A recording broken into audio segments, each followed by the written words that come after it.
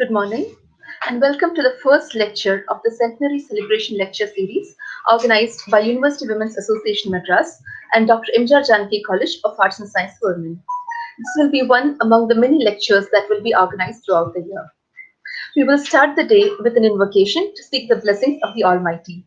May I request Vishnu Priya of 3rd BSc Psychology to sing the prayer song. श्रीगणेशचरणं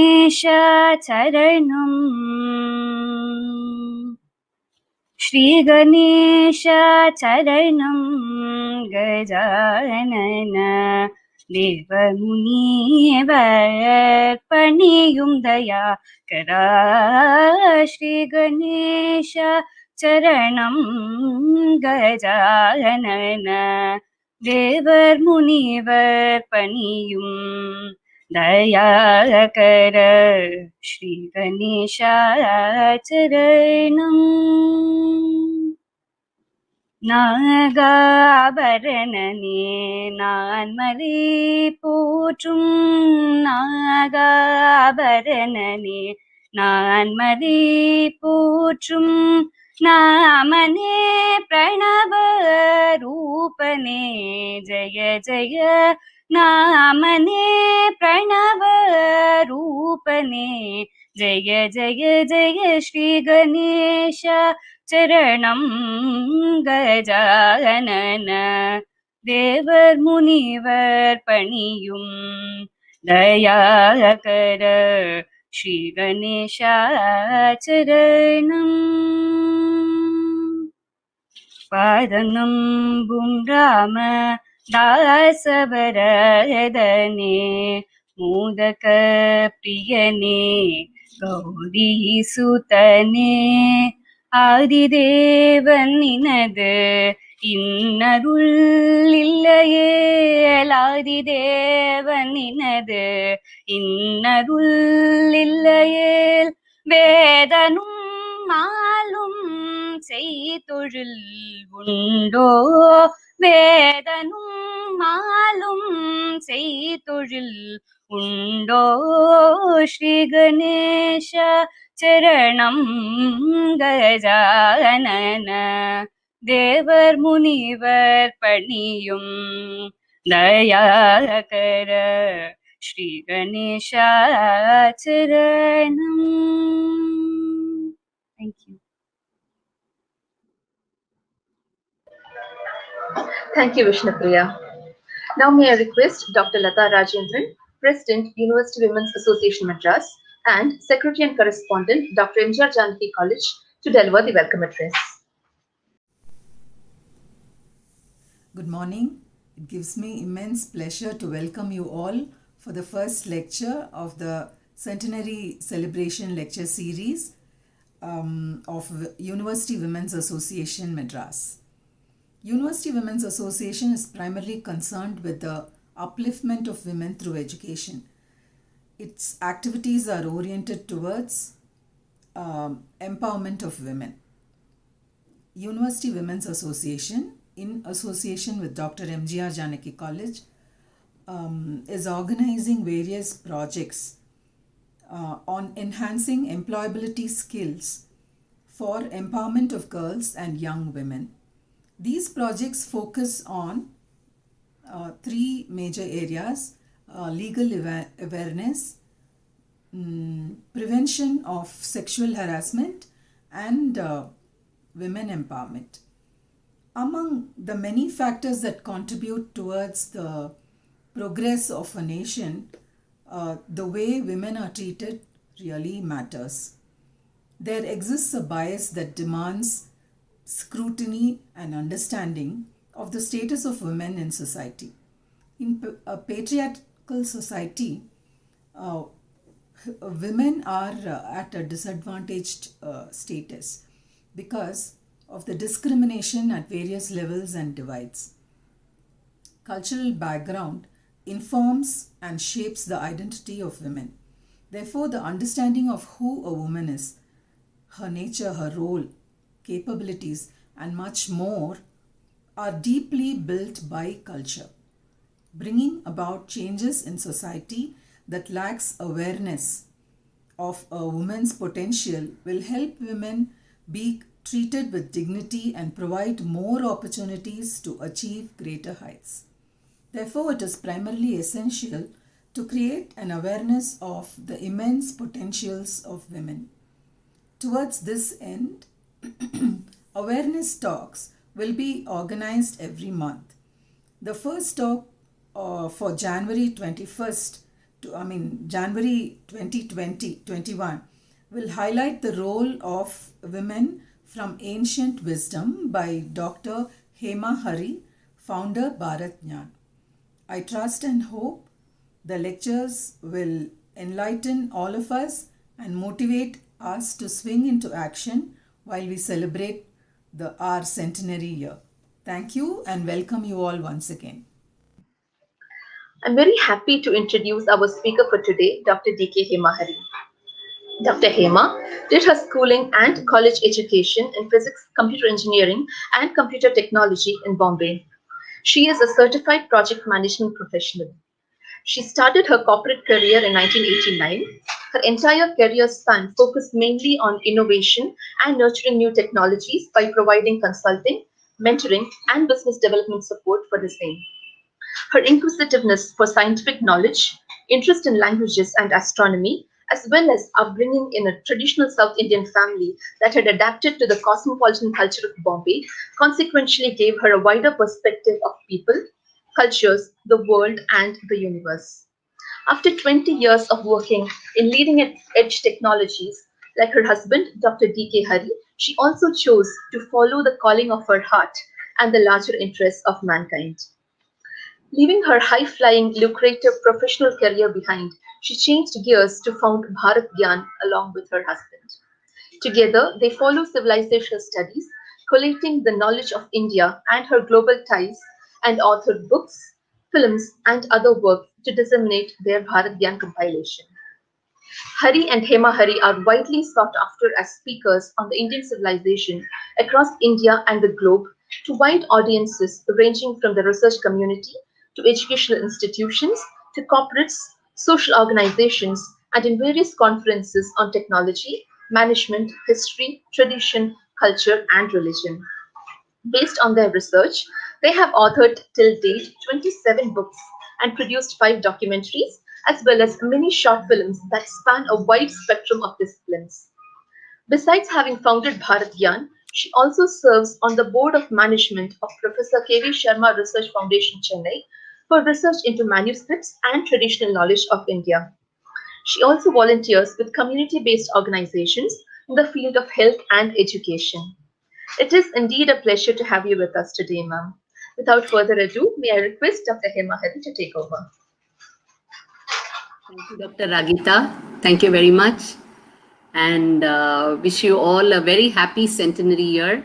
And I thank Dr. Lata Rajendran and yourself for giving me the honor to be the first speaker in this entire series.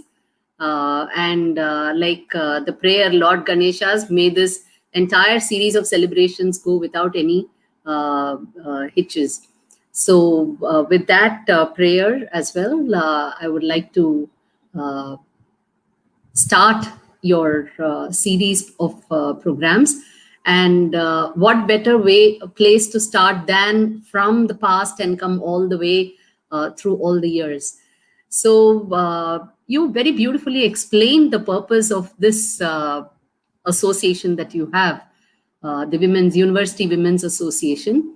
And in doing so, you brought in 2 words.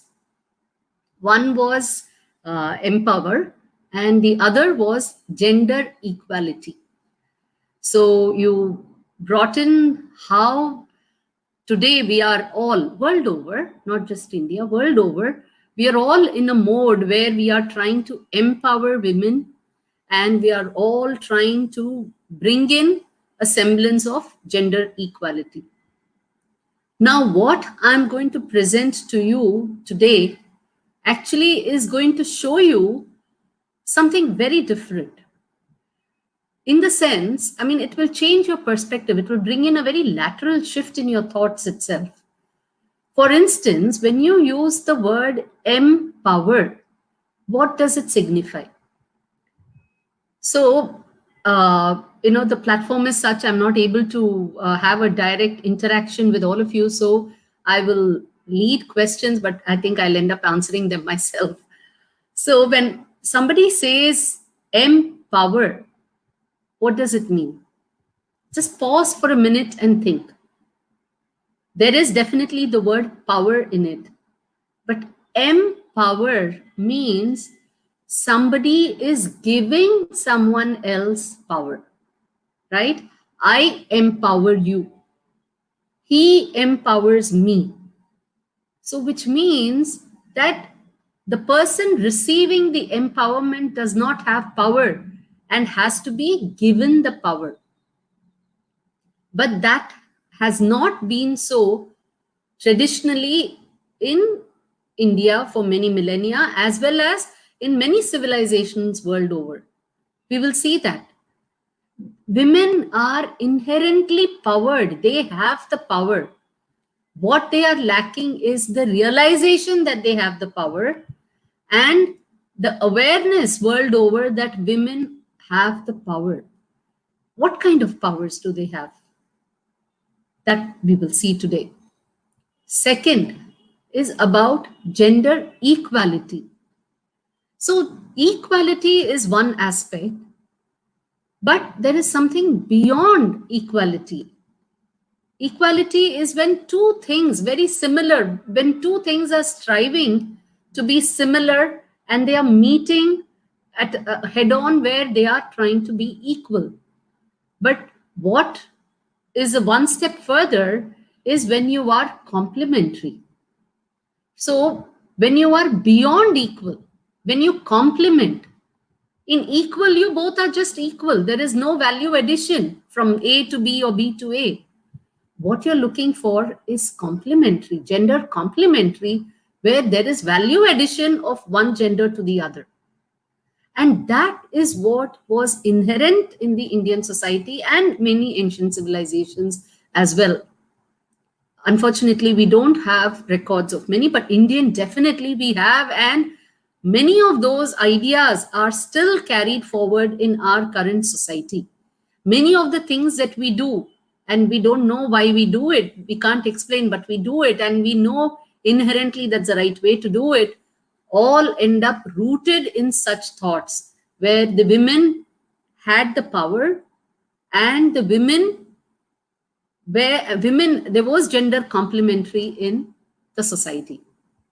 We will see this, and for that I want to just share my screen and show you a few facts from the past.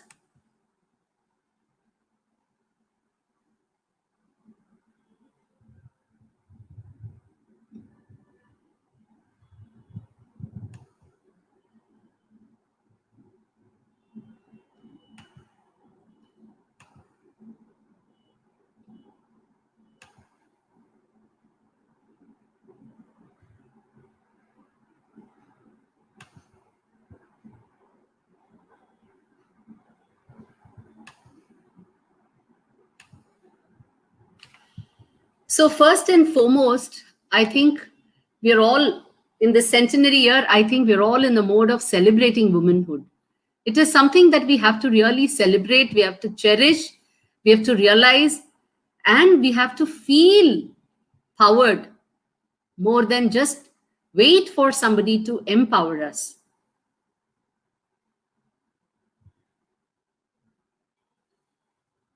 See, very often they have this saying, in English, that behind every successful man, there is a woman.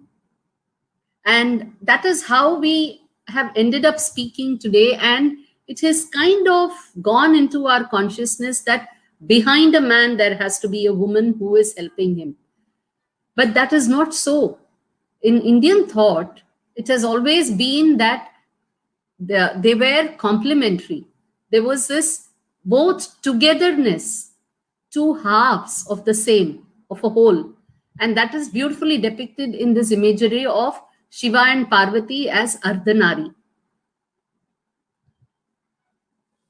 And when you look at the word for a wife in Indian thought, she has always been called a Sahadarmini. And the word focus has been on Saha. Look at these two words that we have. We have a word called Sama, Samam, which means equal. Whereas we've never called a wife a Samam Dharmini. We've always called her a Sahadarmini, a spouse as a Sahadarmin, because the word Saha actually means to go together, complement. And where else do you see this word, usage of this word Saha? You see this very beautifully in the word Sahodara, Sahodaran, Sahodari. So one who has shared the same womb together. I mean, you have both shared that womb of your mother. You both are siblings. You both share the same family responsibilities. You have to take that family together. So Saha, Sahodara, Sahodari. These are two words that bring out this togetherness, the idea of complementary. Now, going further, if you look at it, there are ideally 6 roles that are attributed to women. And we should look at each of them in detail. And first, we start with something which is very close to us. One is where we live, the solar system. Isn't it interesting? If you look at the solar system, you will see that all the planets, look at the names of all the planets, leave the Western astronomy aspect where Venus is feminine, but look at the Indian astronomy. Here you have Sun, which is Suryan, which is male, Mercury, Buddhan, which is again male, Venus is Shukran, which is again male, Mars is Mangal or Chevai, and that is also male. Jupiter is Guru, male. Saturn, Shani, male. They're all masculine in gender.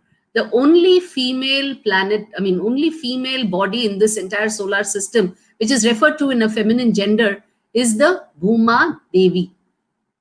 We refer to the earth as a Devi. And we refer to the earth as feminine because she gives and sustains life. She is, so in that sense, earth is associated with fertility. Fertility in 2 ways. One, fertility in terms of that which gives produce, that which produces. What is fertility? Fertility means that which helps to produce. It can be produce children, beget children. It can be to produce other things that you need for your living, like food. So women, therefore, have been associated with fertility all over, but we today tend to have a limited perspective of fertility as only childbearing. But look at the idea of women and fertility. Food in India is associated with a divinity called Annapurni. In Persia, again, there is Anahita, again, who is a goddess of fertility, which is for food and good fortune. In Mesopotamian civilization, you have Ishtar again. She is a goddess of food, again, goddess of fortune. So food, fortune, children, all of these have been associated with feminine divinities, fundamentally. Even in Rome, you have Demeter, who is a corn goddess. So again, she is a goddess of fertility. And look at it, she also has children around her, all birds and fields and cattle. So everything to do with produce, agriculture and children, overall fertility has always been associated with women. And in the Viking tradition also, you have Freya. So fertility has always been associated with women. And when you say fertility, what all do you need? You need waters, you need seeds, you need cattle, and overall other forms of resources. And all of these, if you see, fundamentally, women in India have played a very major role in all of these, which go towards creating fertility. All the rain, India is actually a land, this is a separate topic of discussion which can go on for hours, where we show how India is a land which is blessed by rains, but rains which are limited only to a particular season, which is the monsoon season, as we know, but abundant rain.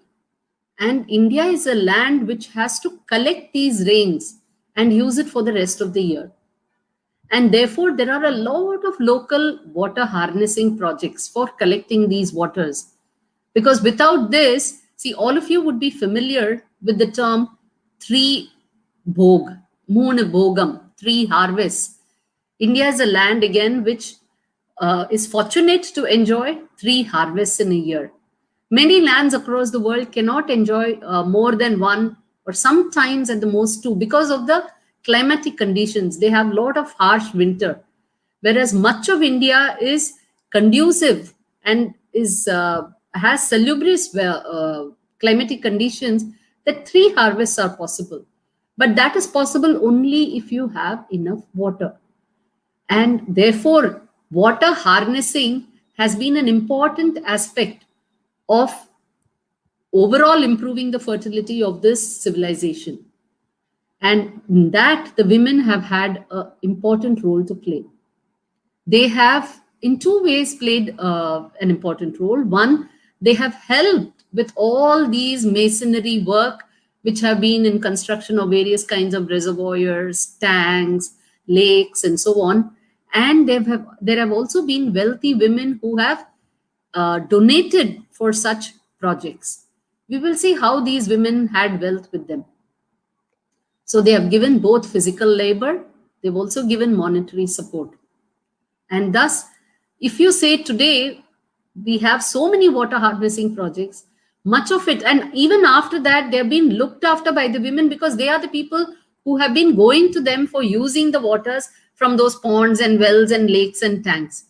So fundamentally, they have been safeguarding all these water bodies. And look at all the rivers of this land. They are all named after women, and they are all venerated as goddesses, feminine goddess, except for the river Brahmaputra. All the rivers are all feminine. Even the river Krishna, it is not a male. It's not named after the divine Krishna. Krishna means dark. So even the river Krishna is a feminine river, and in many contexts, Krishna is referred to as an elder sister of Ganga. So the Krishna river is not a male river name, it is a feminine river name. So most of the rivers of India are also referred to as feminine in nature. See all the names, look at all the names, Ganga, Yamuna, Saraswati, you have the Krishna here. So all of them are feminine. So water, fundamentally, managing of water has been given in the hands of the women, and water is the wealth for an agrarian society. Let's look at another aspect, which are the seeds. So, in many traditions, some of you may have noticed, especially those who are very closely associated with, you have a house in village, and if there are farmlands and some of your relatives still do farming, you will notice that when it is time for sowing seeds, the men, the farmers actually go to the woman of the house, get her to give the seeds from her hand, accept the seeds, and then go and sow them. And also, mostly women are engaged in actually the sowing of the seeds, replanting this small saplings and so on. Why is this idea? Why is this practice there? Because fundamentally, when there is a harvest, it is the women who actually take the best seeds. The best seeds are first plucked by the women. They are stored inside the house. Usually, You have many silos where these best grains are segregated so that they can be used as seeds for the next crop. And it is women who identify these best good seeds, harvest them and safeguard them until the next crop. That is why the farmer goes and asks the woman of the house to give him those good seeds which he can go and sow. I just want to narrate a very small but very touching incident that happened with me. As a family, we had gone down south to Rameshwaram, and there, Rameshwaram is a place which attracts a lot of people from the north, because this Kashi Rameshwaram circuit, pilgrimage circuit, is very important corridor. So people from Rameshwaram have to go to Kashi, and people from Kashi have to come to Rameshwaram to pray to the Shiva temples at both these places. Otherwise, their pilgrimage is not considered complete. So many North Indians come, and many from all walks of life. So there I saw a few women who were farmers, and they were asking me for help in trying to understand. It was a memorial that we had gone to, Vivekananda Memorial, and then they were asking, for me to explain. And then they said, "Oh, you're so educated." I said, "More than me, it is you who is more educated, because left alone, I will not know how to fend for myself. I cannot grow my next meal. Whereas you who think that you are uneducated, you are illiterate, you have the knowledge and the skill in your hands to grow the meal. So left alone, you will be able to survive and live. I will not be able to. So you decide who is more literate or illiterate." So this again shows the fact that they did not realize that they have the power with them. They have the knowledge with them. They have the skills in their hand, but they are devaluing what they know and what they have. They are the ones who know which is the best crop, which is the best seed, what to do to grow a crop. Many of us who are sitting in the seminar today, do we know that? We don't. So how are we going to survive? So this is what we call as, when you say empowerment, it is not to just give them ways of livelihood alone. It is fundamentally to increase their awareness that they have the power in them to be able to create a good life for themselves. And I'm glad that you have got this entire series as an awareness building series. And I think you should strive towards that. When you want to empower women, please empower them to become aware that they can make their own lives better. So these seeds were in their hands. If you see today, even today, there are seed banks. And many of the seed banks in rural areas, proper native seed banks, there is, of course, one side where today people have to go and buy seeds, but that is a different aspect that has come in recent times. But traditionally, there have been seed banks, and it has been women who have manned these seed banks. If you go, during particular times, you will find that they are the ones who man these seed banks. They are the ones who are getting the best seeds out and keeping them. Similarly, cattle. All the cattle are fundamentally looked after by women. It's the women in the house who looks after the cattle, bathes them, tends to them, feeds them. Everything is done by the women. And finally, even other forms of wealth, material wealth, has also been held by the women. So if you see all of this, which go to make the fertility chain, right from the earth to the water to all the other resources, the woman is part of the fertility chain. She's an integral part, she's an intrinsic part, and an indispensable part of the fertility chain of the entire world. And all these resources have been called her wealth. The woman herself has been the wealth of the family, of the society, of the civilization. Another view as to why we say the woman is a wealth, and therefore, if you see, normally women are called Lakshmi. So when a woman comes home when she gets married and she comes home, you call her a Griha Lakshmi, the Lakshmi of the household. So we will see why she's called the Lakshmi. But before that, whatever I spoke just now, I would like to show you how these wealth for an agrarian society has been in the hand of the The woman. Wealth Bank. Southern India is a land that has many. Can you hear? Can you hear my video? Dr. Ragita? Yes, ma'am. Yes, ma'am, we can hear. Okay. Rivers, but this land. Women, the Wealth Bank. Southern India is a land that has many rivers, but this land owes its prosperity not just to the rivers alone. A series of lakes or Cheruvu in Telugu, Kere in Kannada, and Iri in Tamil, built in southern India, contributed significantly to the prosperity of the land. In fact, there are over 53,000 man-made lakes or tanks and ponds which were built over more than 1,000 years ago. All these 53,000 lakes were built by the common people of the land. In the maintenance of these water bodies, the women had a big role to play. The women through the generations happily given away their precious jewelry to meet the cost of construction and maintenance of these water bodies. They even took turns along with other women of the village to spend nights in the open by the tanks and provide lookout when repairs were on amidst stiff opposition from the British officers, thus also contributing with free manual labor, Shramdhan, for the maintenance of their local water bodies.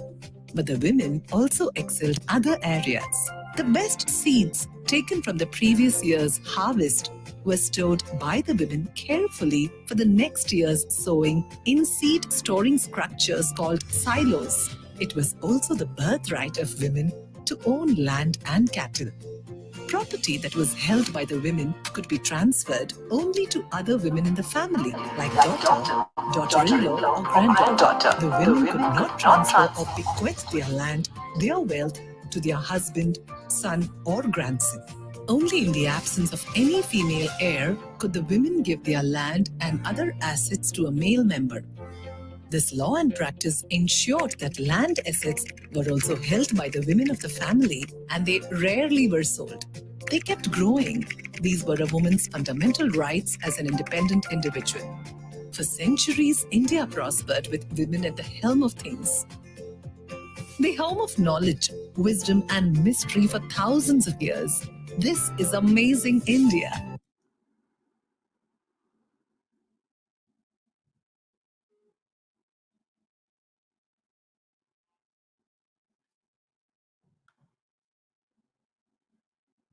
So this is one of the short films. We have a channel, YouTube channel called Bharat Gyan, where you can find many of these short films. So coming to, we found a statement there about how she held assets, right? So now we will go into that aspect of it. So she has been called the Lakshmi. Look at the word Lakshmi. The root of this itself is Lakshya, Lakshyam, means goal. Lakshyam is goal. So she is the one who provides the goal to the family. Goal in many ways. She sets the goal for the family in terms of how the family should evolve in character and in the activities that it should engage in. She is the goal for she is the goal for even generating, for getting, for the man to provide for the family as well. So Lakshmi, in many ways, she forms the goal, Lakshyam. And today we venerate Lakshmi in 8 forms. See, Lakshmi, you should understand, while it may be painted as a lady sitting on a lotus and all that, these are all principles of nature. All these kind of divinities are principles of nature that exist in nature, in humans, and all around. So the 8 forms, 8 aspects that you will find in nature are Adi Lakshmi. So Adi Lakshmi, she sets the initiative.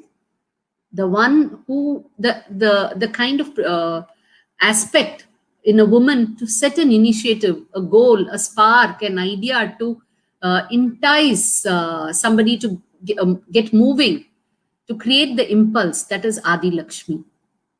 Now, okay, an activity has to happen, an impulse has been created. What do you need next? You need strength to do the work. So you have Gaja Lakshmi, who denotes that that ability in a woman to have that, to create that strength for the work. Then Dhana Lakshmi, she already has, she had right from ancient times, women have had the right, it has been their right to hold money and property. We'll see it going further. So she has that resources to provide for any initiative. Children, you need people to work. So children, progeny. So she's capable of generating progenies. Then you need the courage. Women may look soft from outside, but they are mentally very strong, which is usually it is said the other way around about the men. They're very strong outside, but internally they are very, they're quite emotional. They never show it outside. That's all. Then once you do have all of this, that is when you see success, Vijay Lakshmi. And what kind of success? You see it in the form of the agro-produce, which you need for your civilization. And you also see it in the form of overall beauty, prosperity, good health, and all of this. So these are the 8 forms of Lakshmi, 8 forms of wealth that a woman intrinsically was associated with. And all these 8 forms of wealth are known as her Stri Dhanam. So a Stri's Dhanam are all these 8 Lakshmis that she carries with her. That is why when a lady comes to a house, when she gets married and goes to a husband's house, she's welcomed as a Griha Lakshmi, because she is bringing all these kind of wealth with her. And there was this aspect that in every, in every generation, a woman also could get her share of wealth. But there was this very interesting rule as well, which said that what is obtained by a married woman or a maiden in the house of a husband or father, from a brother, husband, parents, all of that, however she got this money, whether she found it, whether she earned it, whether she was gifted the money, all of this was her wealth. And when we're talking about physical wealth, and nobody had the right to take it away from her. And this was very interesting. If the husband borrowed this money from her, he was under a legal obligation to repay it with interest. So look at this beautiful picture that is emerging. So there was the woman who was accumulating a lot of wealth. And there were also laws which said that a woman's wealth automatically went to her daughter, daughter-in-law, or nieces. It predominantly stayed in a woman's kingdom. So the role in a society was for the man to generate the wealth and for the woman to safeguard the wealth. And if the man borrowed the wealth for any purpose, he had to put it back with interest. So which is why, see, the wealth was accumulated. The man would toil, provide for the family, and it was the woman who safeguarded it. And he would take it. She could provide, it was like a bank from which he could borrow, but he had to return it. So in that sense, she was literally the bank for the house, and she was also the insurance for the family. So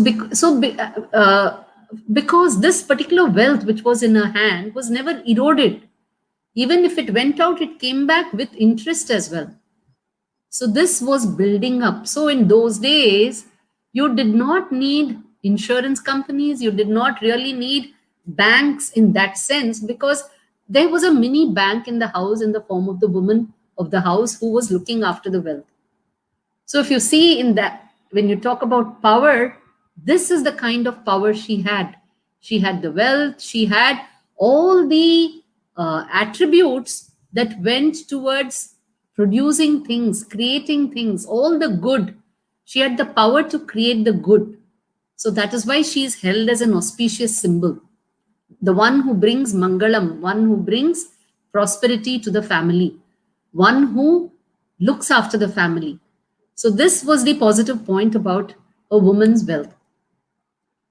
Now, and of course, then she was a counsel for the husband. She is also motherly affection, and also the what shall you say? They call it seductress as a role, but the different aspects which then go towards creating the progeny as well further going forward.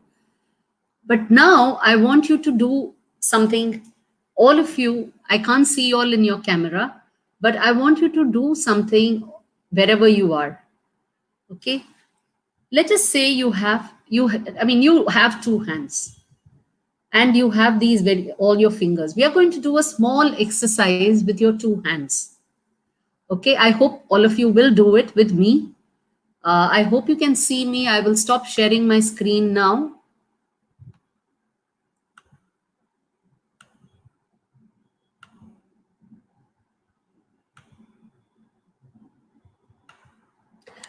I hope you can see my screen and my hands. All of you hold your two hands like this, okay? Now, this hand doesn't know this hand. Both hands are alien to each other. Now they are trying to get introduced to each other, meet each other. Now bring your hands in such a way that this finger meets this finger. All the fingers, the appropriate fingers meet each other. Okay. Now try to push forward. What happens? Are you able to make any progress? No. You will find that the fingers are blocking each other. You exert force from both sides. They'll both let both your fingers try to go forward. They will not move forward. They will both block each other. They have met.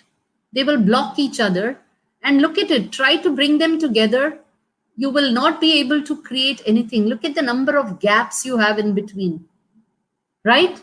There's nothing, no proper shape that is being created. It's just two fingers coming, meeting with a lot of gaps.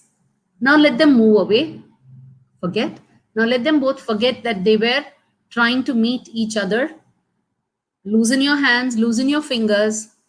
Now you bring them together in such a way that they see the gaps, and instead of meeting each other head on, let them go and fit into the gap. Now see, now turn your hand like this, turn it down and look at what you have in your hand. You will have a beautiful nest. No gaps. Why is that? Because these two fingers, even though these two are index fingers, they both didn't go and meet each other equally.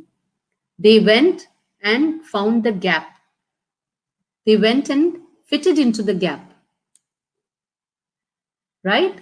So that is when, so this is how, if this is man and this is woman, if you try to meet and say equal and try to meet head on, you are bound to have a clash.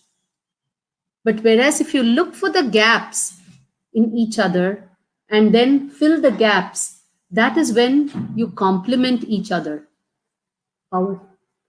That is when you complement each other, you avoid gaps, and you find that there is a beautiful nest egg that you have created. So this is where you will see the difference between equal versus complementary. Equal creates clashes. Equals really will not lead you anywhere. Yes, you will get your recognition. I am index, you're index. I am the middle finger, you're the middle finger. You will get the recognition, but you won't achieve anything. You will go and compete. You will fight, end up fighting. Whereas when you complement, that is when you fulfill something, you create something. And this is what is very important when in ancient times, this is the kind of thing, the mindset that they had. So here, whatever be your gaps, the two hands try to match. They try to fit each other into the gaps. And when one family, which is totally seamless, there is no gap, meets another family which is again having no gap, meets yet another family which is having no gap, together they all fit in, there is no gap in society. Whereas here, when you meet with gaps, and when this family has a gap, this family has a gap, this family has a gap, overall society has a lot of holes in it. So when you have a complementary, a gender complementary, you end up creating a society which is a very well-knit society, very harmonious society, very supportive society, rather than one which is constantly at war for equal rights. This is what we have shown in our divinities itself. We have had Brahma, whose spouse is Saraswati, who complements Brahma. Brahma is the space. Brahma denotes the growth, the evolution, knowledge. And Saraswati denotes the reservoir of all the knowledge. Saras means a reservoir. So Brahma and Saraswati complements him as being the reservoir. He provides the space. Likewise, Vishnu, the pervading force that sustains the whole cosmos and therefore preserves it, needs Lakshmi to set the goal, Lakshyam. So a force needs a goal to act upon. So these two complement each other. Likewise, Shiva, though called the destroyer, is actually the regenerator. He keeps regenerating the universe in cycles of creation and represents the matter, manifestation, power to manifest. He's complemented by energies, Shakti, the power. So this is how our ancients had shown us through imagery and depictions how people have to complement each other. Now this brings us to one of the common acts in a marriage. See, normally in a marriage, you would see, most marriages, they will say, Ammi Midiche, Ammi Arundhati Paate. So that is, after all the usual marriage rites, there'll be one rite where the husband and wife are taken outside and shown the Arundhati star. Now, Arundhati is, in legends, in Puranic legends, she is the wife of a rishi called Vasishta. So Arundhati and Vasishta are a husband-wife team, couple. They're a couple. Now, in astronomy, when they are taken outside and you're shown the Arundhati star, this Arundhati star is in the Big Bear. This is the Big Bear constellation. And the Arundhati star is here. It's actually Vasishta is here. And Arundhati is a double star, very close to Vasishta. And you can see this double star with your naked eye. Not from cities, of course. If you go to the outskirts of the city, one second. I have to share my screen. One moment.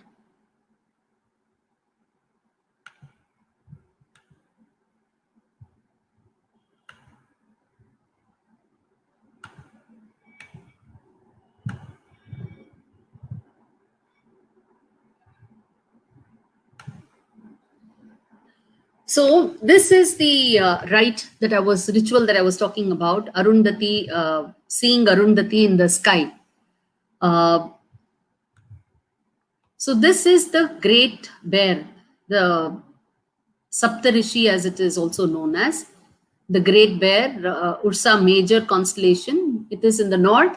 These two stars, if you join in the north, if you draw a line from these two stars, it will lead to the pole star. See here. Ursa Major and Ursa Minor, this is the pole star. There is a little bear. So how do you find out the north? It is by using the Saptarishi constellation. If you join these two, the next star you can see from there is your pole star.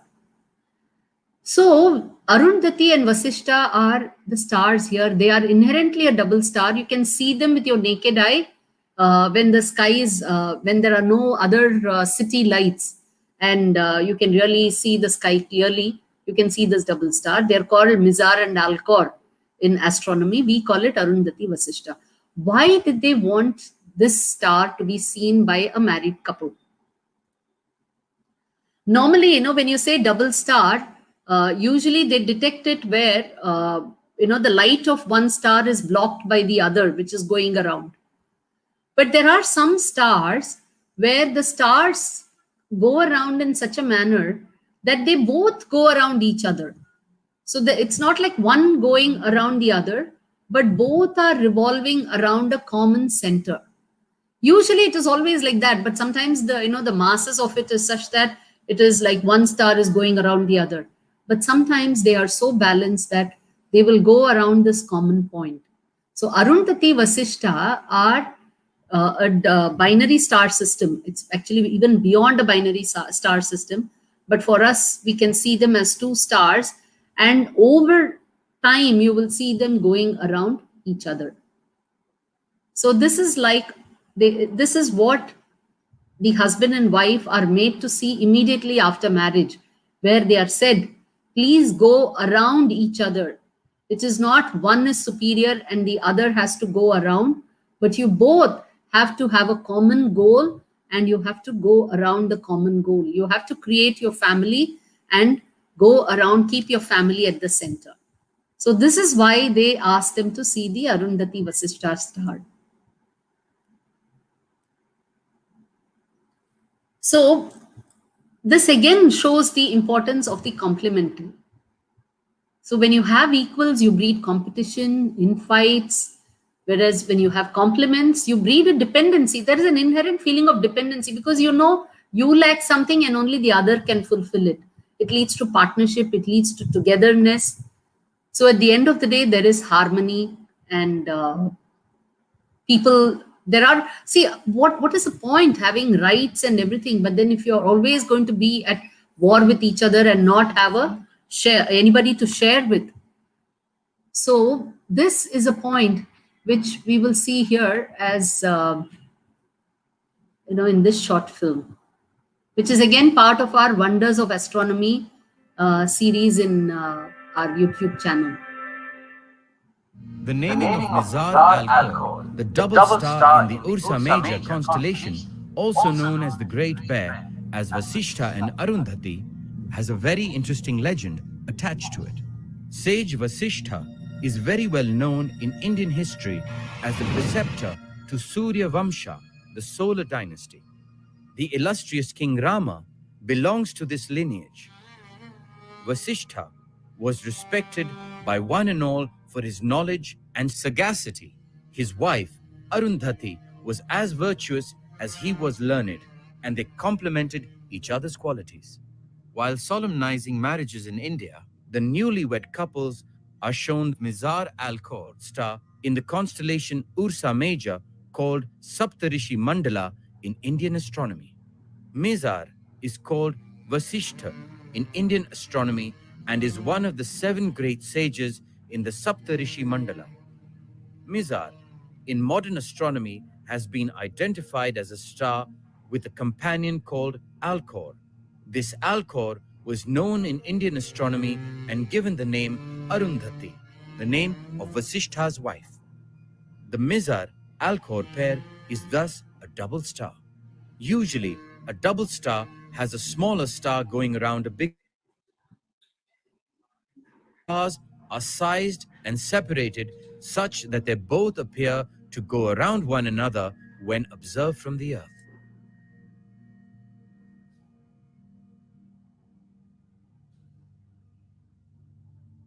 The message of this double star to the newly marrieds is so that one doesn't dominate the other in life, but they complement each other in their to have a happy married life, as is the case with the noble Arundhati and Vasishta.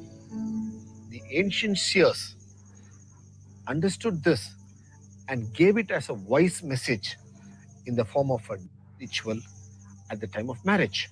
This knowledge of this double star and its concept of revolution, its concept of unique revolution, has been mentioned in multiple texts.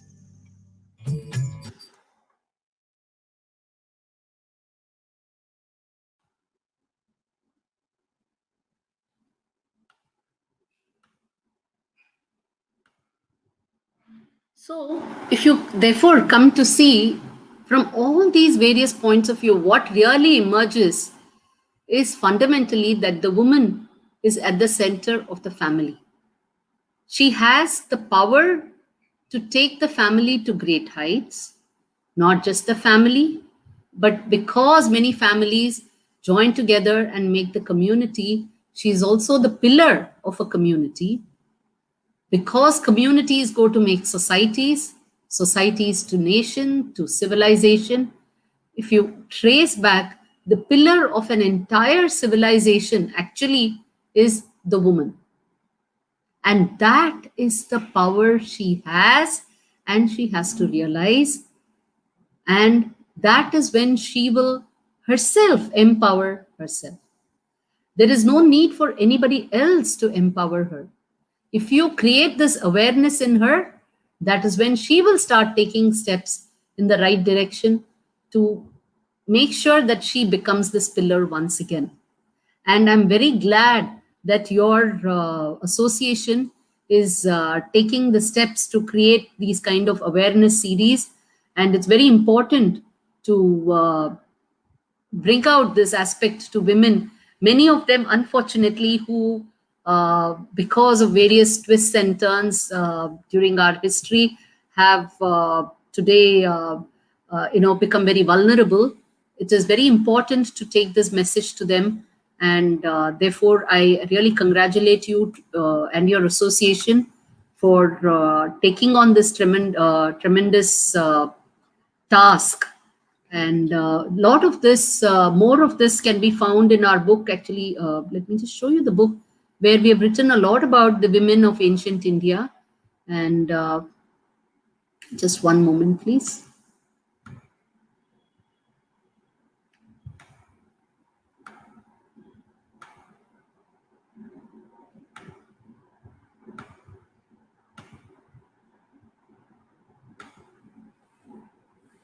This is the book, Breaking the Myths About Society.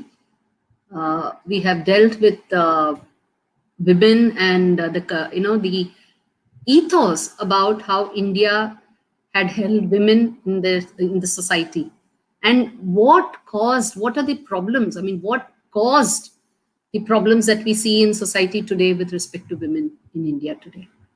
So you can check out this book for more details. And some of these films that I showed you are in our YouTube channel. And if you want to reach out to us for anything, you can, I'll just put on our website.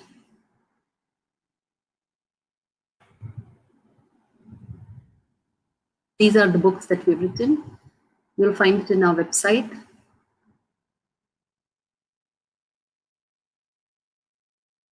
You can follow us on Twitter, and you can go to our YouTube channel to see some of these films. And if you need any further clarification, you can write to us on this email. We have a lot of articles on women on our blog as well, blog and Facebook. So I would like to thank Dr. Lata Rajendran and Dr. Ragita for inviting me, and I'll be happy to take any questions if there are, and if there's time. Thank you very much, ma'am.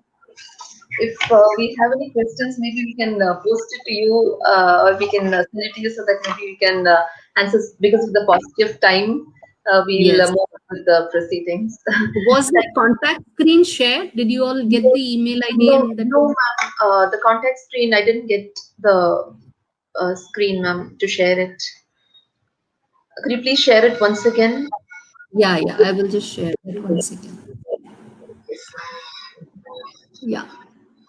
It's shared now. Yeah. So you can visit this website. From there itself, you can go to our YouTube, blog, Facebook, and our email ID will be there. You can always write to us. Thank you very much, ma'am, for that engaging and informative lecture. I'm sure everybody who has listened to this lecture would feel that they are having that strength within them and they really don't need anybody else to come and empower them, and how we have to complement each other irrespective of the gender we belong to. Thank you very much, ma'am, for this very engaging lecture. Now I would like to request Mrs. Kamala Mani to propose the vote of thanks. Ma'am is the Joint Secretary of University Women's Association Madras and a partner of Lakshmi International Manufacturing and Rental of Scaffolding, Centering and Formwork Material for the past 35 years. Over to you, Kamala ma'am. Thank you so much, Dr. Rajita. And on behalf of the University Women's Association Madras chapter, I take the opportunity to thank our speaker, Dr. D.K. Hema Hari, for giving us many insightful about the roles of women from ancient India and ancient times. It is not only for procreation of humans, but also on many levels. You have given us in the forms of water, seed, earth, and husbandry, how women of India have been taking care of all this for generations and for a millennium, of course. And also the truth about Saha, about how it is the equal or being joined, be it with your siblings or the other part of the equal being with your spouse or their families. That is beautifully put, and thank you for explaining about the empowerment and general equality with examples from our Indian heritage and also from the mythology. And I would like to end this session with a quote from Emma Watson. It is time that we all see gender as a spectrum instead of two sets of opposing ideals. Thank you, ma'am. It was really great being associated and hearing your session. And I hope it gives all the people, the youngsters especially, who are listening to this, for balancing, the empowerment we are talking about, but to balance it in their personal life and also in their professional life. Thank you, ma'am. Thank you so much. Thank you very much, ma'am. Participants, kindly fill in the feedback form that is posted in the chat box to receive your certificates. Thank you. Thank you, everybody. Thank you.